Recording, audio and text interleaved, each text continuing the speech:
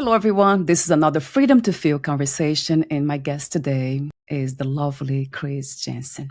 She's the best-selling, award-winning author of Living All In: How to Show Up for the Life You Want. She's also a board-certified coach and inspiring speaker, and the founder of Chris Janssen Coaching. With a master's in counseling psychology and 25 plus years experience, Chris is widely regarded by entrepreneurs and creatives. So this is my brief introduction to you, Chris. The full bio will be at the end of this video. The question that I love asking all my guests for some reason is how to describe who you are in this very moment. Who is Chris? I love that question. Well, thank you for having me, Thank Valeria. It's you. so lovely to meet you. You're just lovely. I am a whole person. I am Mm. a child of God. I am a wife, a mom of 3 kids that are all adults now, and I'm a friend. That's beautiful, though. One of the messages that caught my attention immediately in your book, Living All In, and I'll show the cover, beautiful cover. I love that. And although we'll be talking about your second book too, is the message about being whole. So the first chapter reads, Ready, set, go. And then it says, right from the very beginning, you are whole and ready to go. You do not need fixing because you are not broken. Celebrate that. So, what a profound message. I don't think it can get deeper than that in a way. We can explore and investigate and how to live and put this into practice, but it's really all there. It's just so clear to me. So, talk to me about this specific message. How did you come across this way of being? It's not even a belief system to me, but how did you come to embody that in a way? Mhm. I love this question. I have been asked or even challenged Yeah. about it in the book, right? Because it is popular to say we're broken, and I understand that. I understand what being broken means. So I'm not in any way suggesting that we don't have trauma or hurt Right. or there's not healing to be done. It's just that we're souls. We're human souls here on this earth for now. And we're not just little bits and pieces floating around. We're whole. Mm. And in that wholeness, sure, we are definitely not perfect. So there's a really big difference between me saying we're whole or me saying we're perfect. I'm not saying we're Ah, perfect. right. I'm all for progress, not perfection. Um, and I work with people all the time on getting from where they are to where they want to go, right? We're either healing something or we're moving past a hurt. Um, they may be at a level of pain where that has made change a must. So it's not that there's not, but that is a part of their life or a situation in their life that it's not even that we're fixing it. Mm. We're working with who we are and what we have, right? We don't need to, this is silly, but we don't need to uh, take a, we don't need to get clean to take a bath, right? We're just beautiful the way we are right now. And if we Yeah. can ready, set, go means right now. I mean, I could start working with you exactly as you are right now, and we don't need to get our ducks in a row. And sometimes when we do try to go get our ducks in a row before starting self work, it just delays it. It delays the process, I think it too sends a message psychologically to us that we aren't ready or we're not good enough somehow. And I'm obviously against that message. So I'm known for saying you're not broken and you don't need fixing. Mm. I would love to know the backstory of you. What inspired you to become a coach to write the book and do what you do? I know you're writing a second book. We'll be talking about it in a moment. But what was the main inspiration for doing everything that you Mm. have been doing, Chris? Well, I was working with a lot of clients, and I had this thought that if I want to eventually work with less clients or reach more people at a time, Yeah. then I would really love all these things that are helping me, have helped me, and now are helping my clients written down. So I really, actually, I was going to just kind of put it in a pamphlet, maybe go print Yeah. it off at the Yeah. Kinkos if we have those. But I was going to uh, do that so that I would have these exercises that I do with my clients written down. So I could say, hey, read chapter 7 before our next session, or for your work after this between sessions, visit the exercise in chapter 4. And a client of mine is a successful author, and Mm.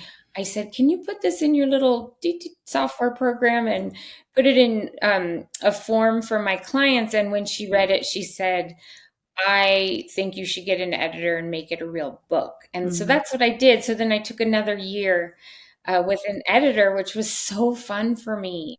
I realized I love writing and I love the editing process, which I learned not everybody does. So Mm. it was exciting because then it inspired me. I just wanted to write again. So I wrote another one, and I think writing will be part of Mm. the second half of life I'm in. It's nice. Yeah. So I think now it's a good time to talk about your new book, which you mentioned off record, but the working title, Grace Yourself. Mm-hmm. So I would love to know more. I have, even before we talked today, we met today, I had a heart next to it. So the notes you sent to me said it's a self book focused on addiction and grace. And I mentioned, I saw the word addiction, and I often think about the idea most of us have about being addicted to substances or whatever it is. But addiction is such a broad kind of concept to me. I think we all addicted to something. And as I mentioned, I really think being addicted to thinking is one of the main Mm-hmm. ones, our own belief systems and kind of navigating reality through that, which can be very dangerous, can be unhealthy in a way. So talk to me about your second book. Mm. I love what you just said about thinking, because so much of my first book and my second book now are with these coaching exercises are, yes, we all know it's a good idea to live all in and show up for life Yeah, and think positive thoughts. We've all heard the sayings, right? yeah, And yeah. what's special about these books, I believe, and my coaching is that how do you do that? So I've have tools that I've come up with over the years to help people actually break it down. What Yeah. thought just went through my head? Let's break that down. Let's flip it, because you're right, we can be addicted to negative thinking, and we can also make positive thinking a habit, right? Or a Yes. ritual as well. So yeah, so my new book, it's called Grace Yourself, and it's really a book. It's called Grace Yourself: How to Show Up for the Sober Life You Deserve. Mm. And it's really a book for recovering perfectionists. We talked about being perfect, right? I think being a perfectionist where things need to be a certain way to reach a goal is dangerous. And in my experience, it's led a lot of people to Mm. addictions that are harmful. And that's there. I do make the distinction in the book. There's a difference between being a perfectionist and a high achiever. Someone who's driven or a high achiever, they will want to reach their goals no matter what. They find a way to get there. They don't need all those ducks in a row first, right? Which we know is not going to happen. The ducks will Mm. never get in a row. We need to just start. Mm. So it's really for this book will really speak to recovering perfectionists or anyone who desires to release controlling thoughts. It's really the title, Grace Yourself, comes from helping people realize that their worth is not dependent upon actions or mistakes of the past, but rather the power we have in us right now, who we are right now to live the life we deserve. And so it does talk about pressure, right? If we are an achiever, or we are, and most of us are, and we're high performers, there's pressure. And so a lot of times when that pressure gets too high, we seek to either numb it or work with it by adapting a habit, which can become a dangerous addiction, right? Or a soother. In the book, I call it soothers, right? It's not that that's wrong. It's a natural need and instinct to want to soothe that or to relieve that pressure. It's just that it's not good for us when it turns into something that's harmful that we do repetitively. And so the book talks about that. It uses I do have a story. I did used to be addicted to alcohol. So I use my coaching. I share part of my story and use my coaching tools to help people separate fact from story, right? Like in my own life, this was years ago. I first got sober in 2007, but the story I used to tell myself was, I'm a monster because I can't quit drinking alcohol. And it was a ridiculous story narrative, because I was achieving in every other area of my life, right? I was a mom with 3 kids. I was, running the mom groups at school. I was keeping a household. I was doing all these things. And at the same time, there was just this one thing I felt like I couldn't get right or get perfect. So I had this limiting belief and this narrative. And so what helped me is to meet people that taught me that to separate the fact from the story. The fact was, yes, my body was addicted to alcohol. That's a fact. But the story I had attached to it was, I'm a monster. So the new story is, yes, I was addicted to alcohol, but I am deserving of of recovery and a sober community and of all these tools and help to live this. And that is what the sober life you deserve, right? I am deserving of that. And so once I took that monster narrative out of it, it made recovery. There's still work to be done, and that's in the book. However, it's loving then. Like, the pressure's off, right? You've got to grace yourself and take the shame off of it, take it out of the dark, and find a community and in order to move forward. Yes.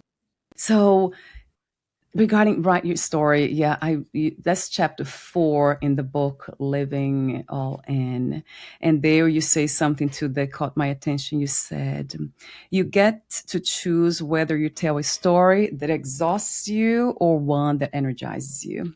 Right. So that kind of jumped, like immediately, like, that's so true. And it's not, wow, it's a practice, isn't it, Chris? It's not something that we can say, oh, I got it all, I know now. It's something that we have to, it's a commitment. It's a commitment. Yes, that's a huge part of the new book is it's, what do you want to commit to and why? You're right. It's a commitment. Yeah.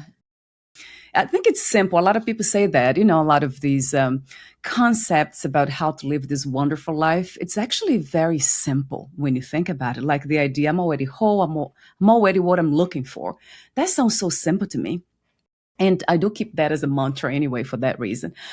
But it can get, I would say it's not easy, as some say. It can get complicated and complex when we're trying to apply that knowledge.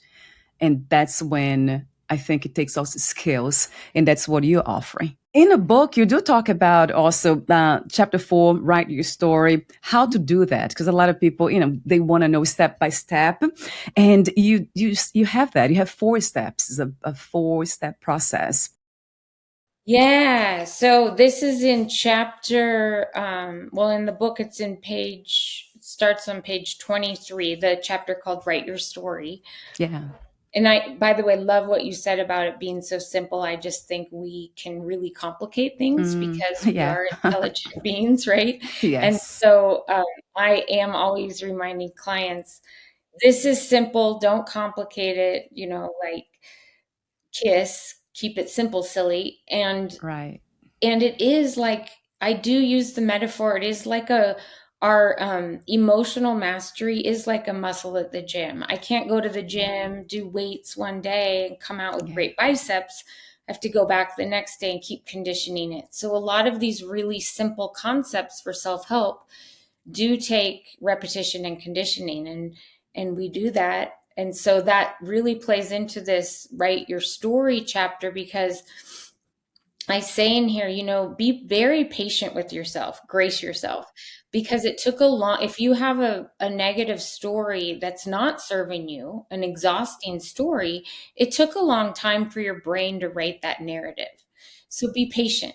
You can't do this exercise and then start feeling better right away. Maybe you can. That's wonderful if you can. Everybody's different though. So it may take some time, repetition, and conditioning with the news story. And first we have to write that story so that we can put it up on sticky notes, recite it every day, use hand motions, whatever it takes to get it into our physiology. So step one is to take, it's all written down in the book, but it's to take a piece of paper, and you're going to have two columns. And so you on the left column, you write the story just as you hear it going through your head, the current story, probably it's the negative story, the one Yeah. that's not serving you, the exhausting story you want to change. You just write it down exactly like you hear it. I use the example of a client who really didn't think much of himself, really talented person, but just had a lousy story. And then what we do is in step two, we highlight or circle or underline, whatever you want, only what's true about that story, right? Like, I'm a life coach. That's true. I'm a life coach and I'm not good at my job. Okay, well, that not good at my job part is who's to say? So we're not going to underline that. And Right. so then what you do, you take all those things that you've highlighted and you put them on the right side in another column, and you write out a new story. And the real key ingredient for having a good narrative is that the idea that we can't change our circumstances. Not, we can some, but not all of them, right? Life is what it is. We have the family we have the situation we have, but we can always change the meanings we attach to those circumstances. So that's what we do in the right column. We take the truths, the facts, the circumstances, and we attach really positive meanings to them, and say, if I were going to write this to serve me really well, what would it say? Right. And I have people write it even if they don't believe it yet. And then in the fourth, then we practice it and condition it. And the belief will come. And that's where how I said it took a long time to write that narrative that didn't serve you. So give yourself some grace. It will take time to write the new narrative. Yeah. I know you mentioned about meaning. So we always have this intuitive pull into assigning meaning to everything. And that's true. The mind does that automatically too. And I used to do that. I come from a lot of childhood abuse, all kinds of abuse. And I remember kind of throughout my teenage years and a young adult, kind of trying to make everything and everyone as positive as I could. Maybe because my mind couldn't really embrace the fact that people can be harmful. And can people are capable of doing some horrible things that I had experienced. But something in me was trying to cover that up all the time with positivity. And that actually it caused a lot of unnecessary suffering. So I would love for you to clarify that too, Chris, in a way. Like, it's not just trying to make something positive if it is unhealthy and if it's hurting you. Mhm. for me, it was having the courage to say no, creating boundaries and Mm. moving away from people who that were harmful in situations too, of course. So I'd love for you to clarify that just in case. Oh, yeah, I'm glad you brought that up. That's toxic positivity is one Yes, thing we call that, and it's like the silver lining. right. Not and I cover that in both books actually. Not every cloud has a silver lining. And sometimes you have to stand under that rain cloud. Yes. It Yeah. will clear though. The skies will clear. So I do talk about, while not everything has a silver lining, we don't have to stay stuck in really harmful emotions. We don't have to camp there. We can feel our emotions and keep moving. I like the metaphor of a wave, right? The wave can crush you, or you can kind of move with it and let it carry you to shore. That doesn't mean you're not going to Mm, get bumped up on the rocks and all of that. You will reach the shore though, and that's going to take a supportive community, like a friend, at least one person. Just don't isolate.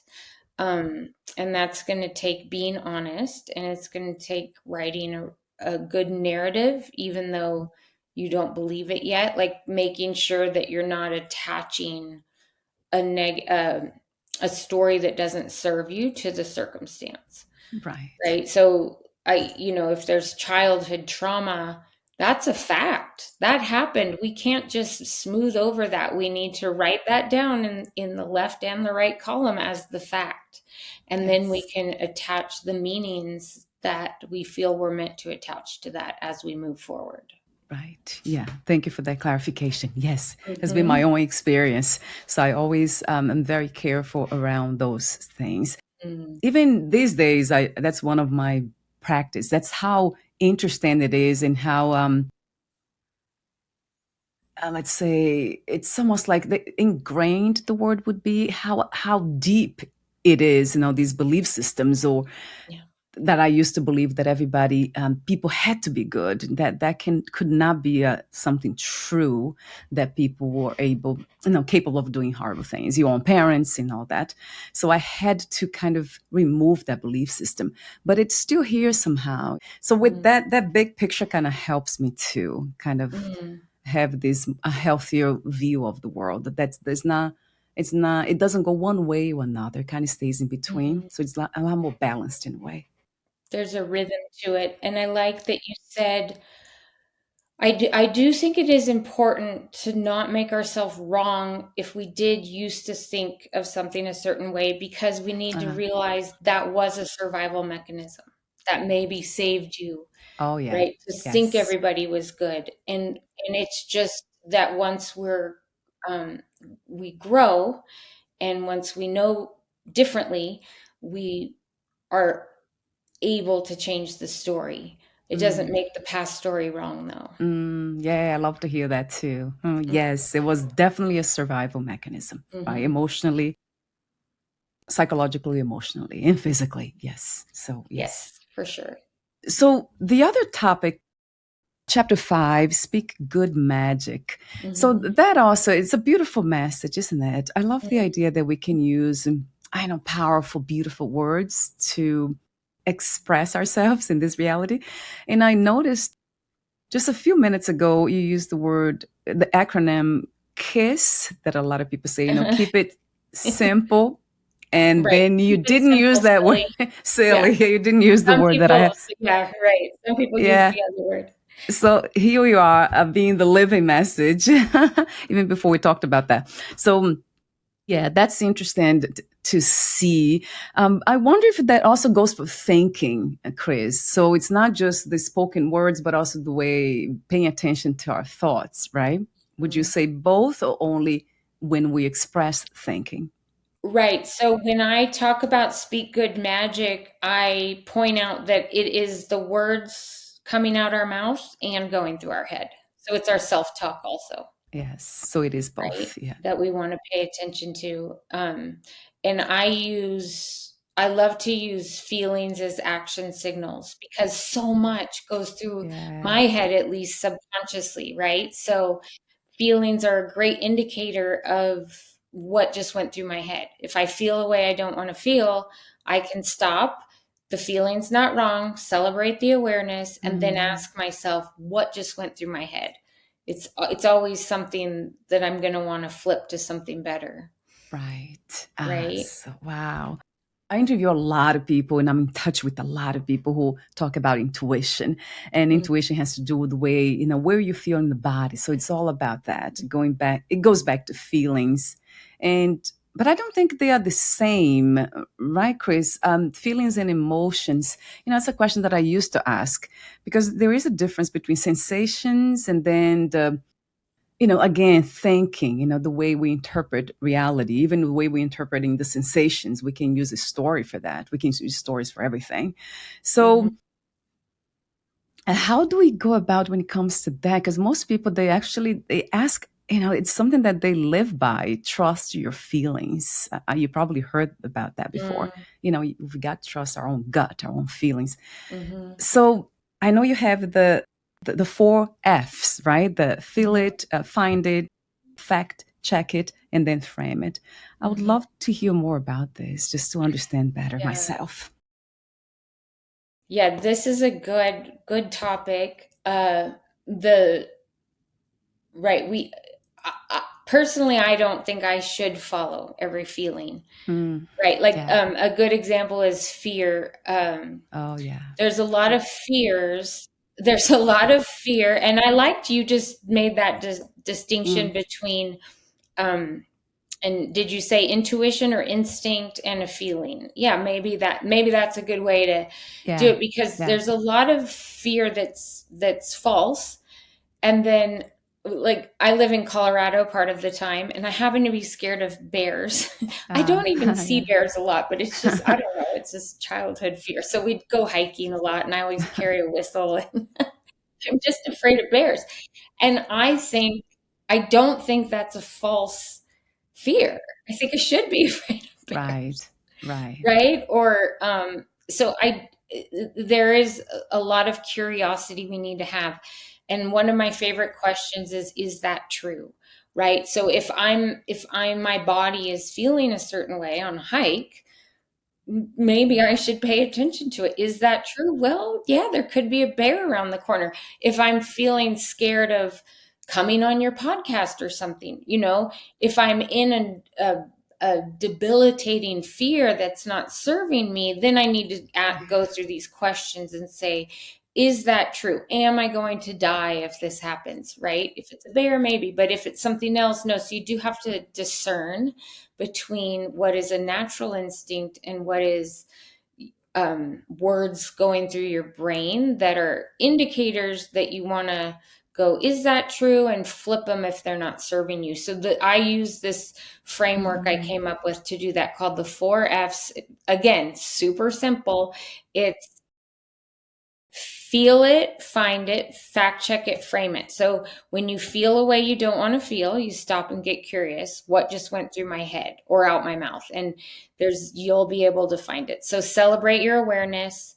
Uh, mm, Again, feelings aren't wrong. They're just action signals. So then you find it, which is, what just went through my head. A lot of times these things are in the form of a question. I call them lousy questions, right? Why do I have to be here? Why do they act like that? Why is this happening to me?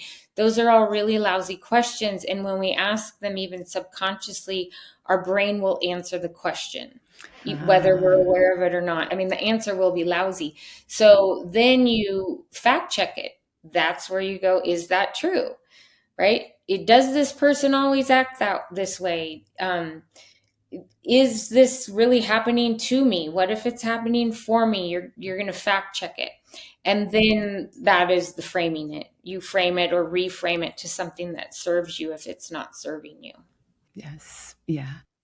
So there's something else that you spoke of in your book was about the difference between an abundance mindset and the Mhm. scarcity mindset. And then you say an abundance mindset speaks of what's gained, and a scarcity mindset speaks of what's lost. That's something that really resonates true to me as well. That tells a lot about, you see, a mind that's really aware of itself in a way, Mhm. right? Because then we know the difference. But talk to me about that. How do we get to kind of focus on what we gain in a sense of what generates growth instead of the things we have lost? I know my husband, he lost his sister a long time ago when he was still a young adult. And to this day, he cries and it feels to me like he's focusing on the past. But I want to also, I love the fact that he's honoring, Mhm. her by feeling the way he does to this day. So would you call that a scarcity mindset in a way, like focus on what he lost?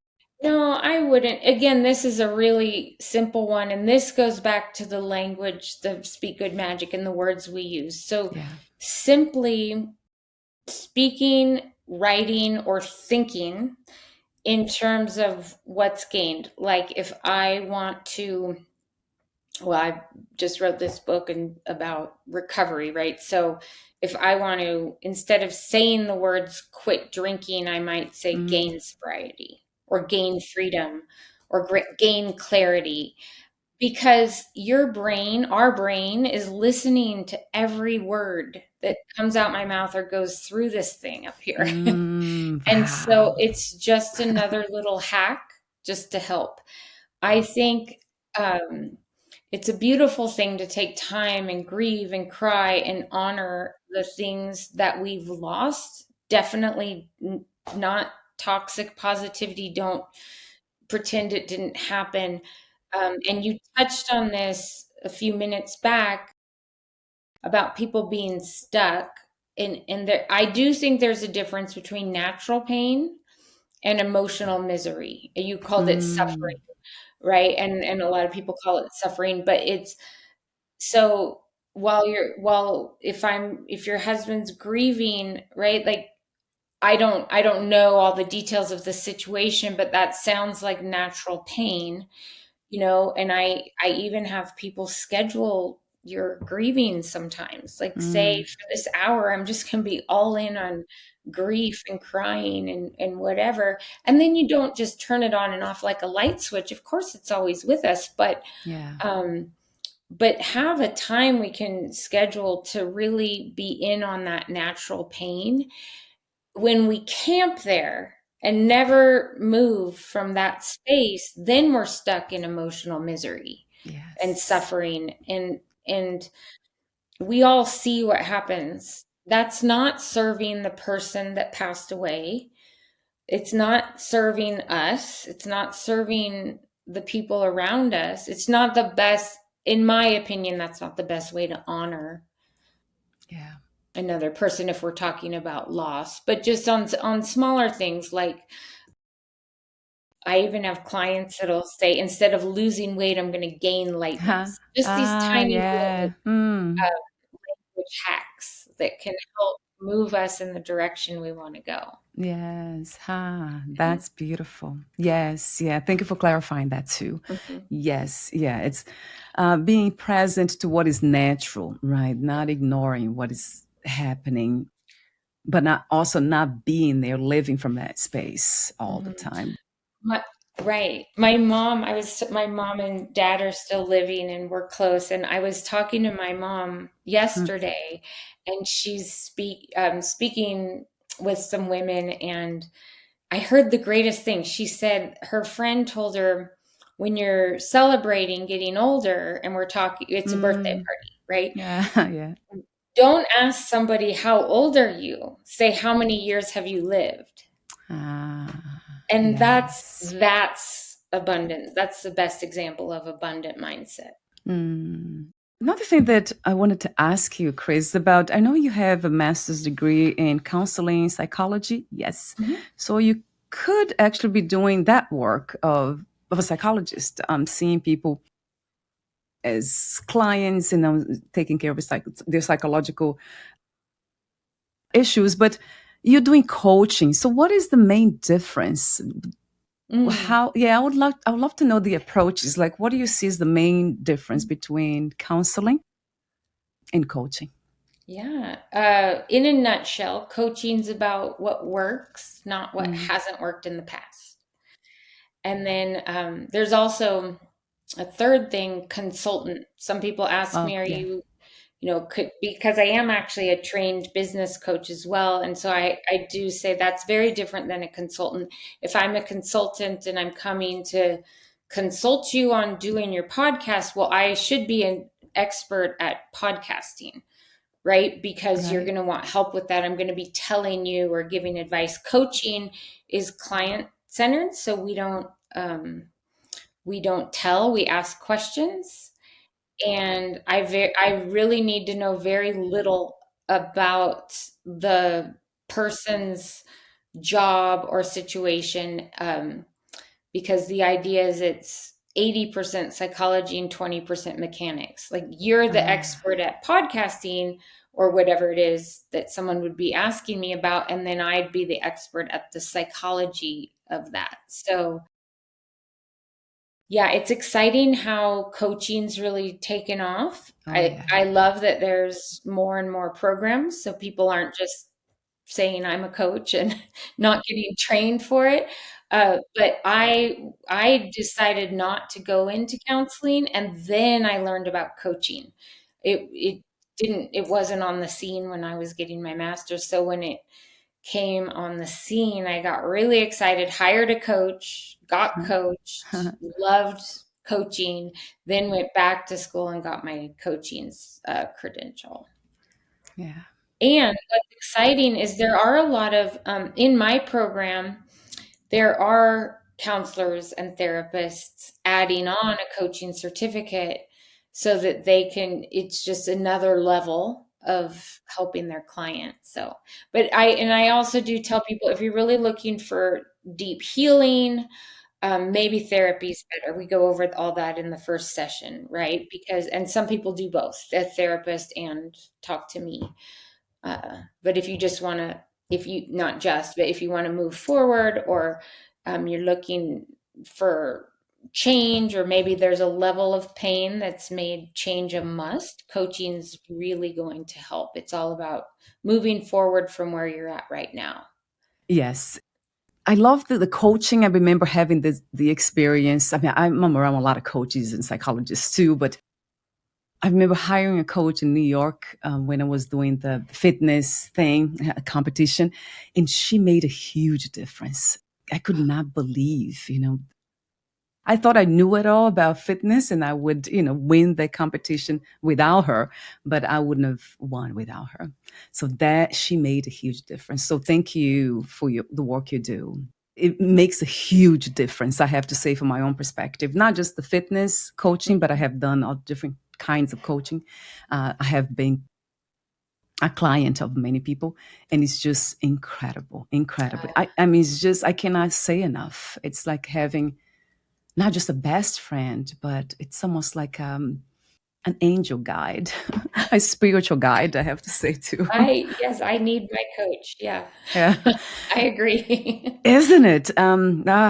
So in speaking of spirituality, we're almost at the end of the interview. I guess we talked a lot. And I mentioned before I wanted to talk about that's what I love really. It's spirituality. It's something that really Mm. attracts me. And we didn't talk much about it, but what is spirituality really? But getting to know ourselves better, isn't it? Going deeper into what is here already. Is that how you define spirituality these days, Chris? For me, it's definitely that, and also a higher power, right? uh, The idea that, or the truth that my higher power is, I'm powerless over some things, right? So it's a collaboration with my higher power. yes. And how would you define or describe the higher power? Some people say, it's God. It's to me it would be pure consciousness. I would, use that label. But how would you describe that? For me personally, well, I'm Yeah. Christian, so I call my higher power Christ. Yeah.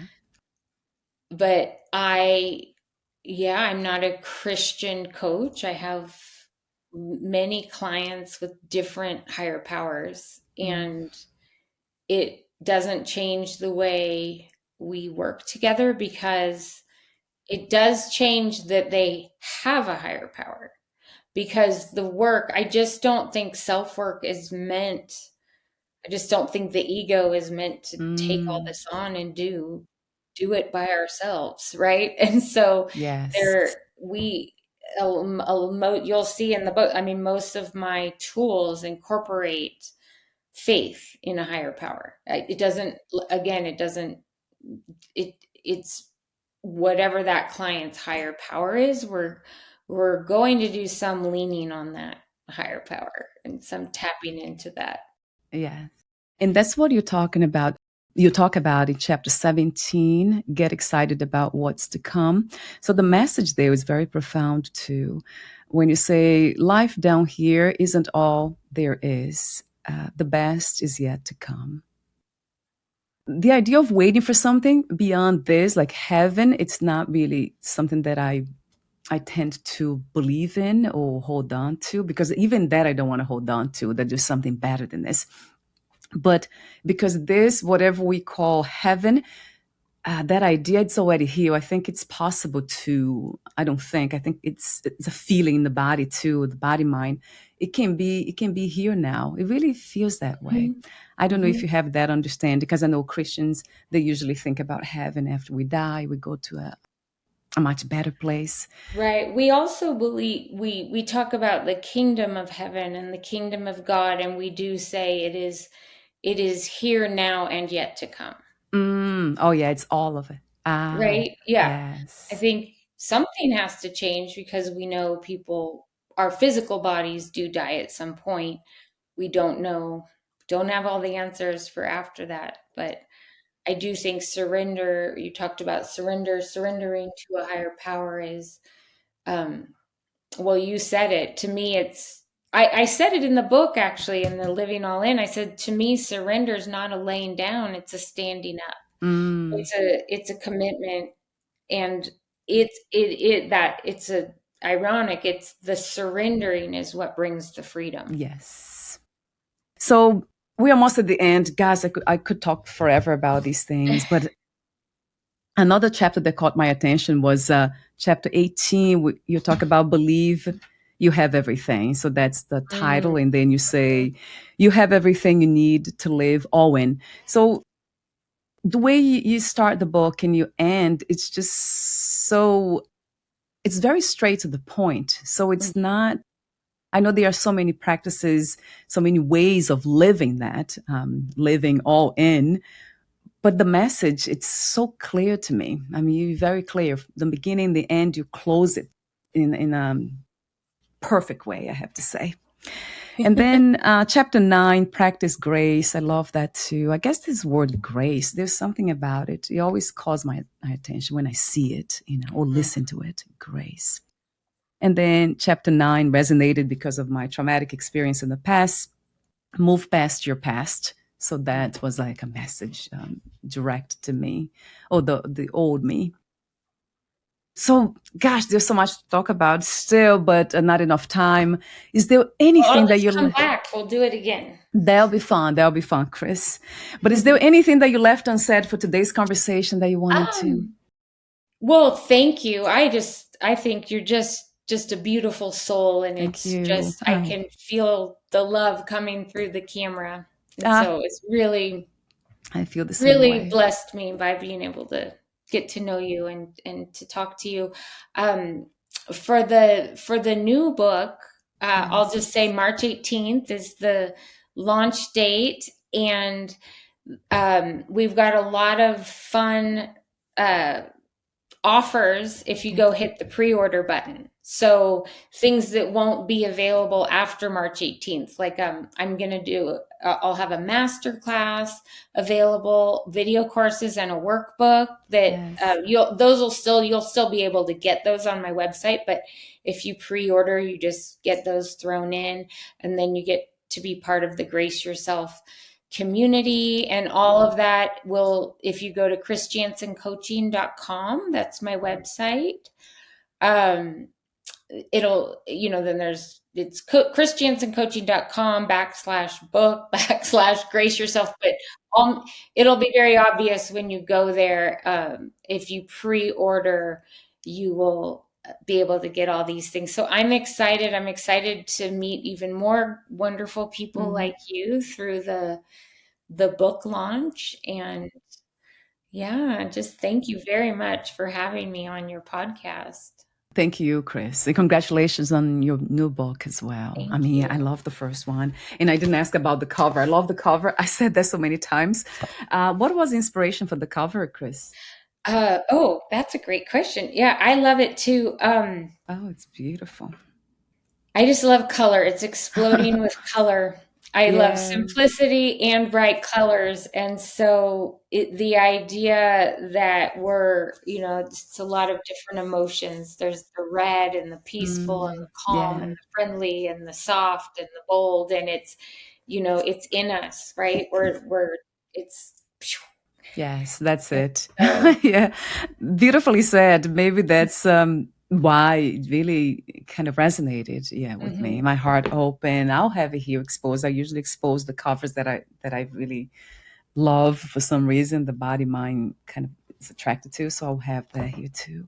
And the new one, do you already have the cover for the new I book? do. I don't have it with me. You'll be able to see it when you go online. It'll be up, and it goes with this cover. So Ah, it does. Yeah, it match. it's beautiful. Yeah, I'm really, really happy about it.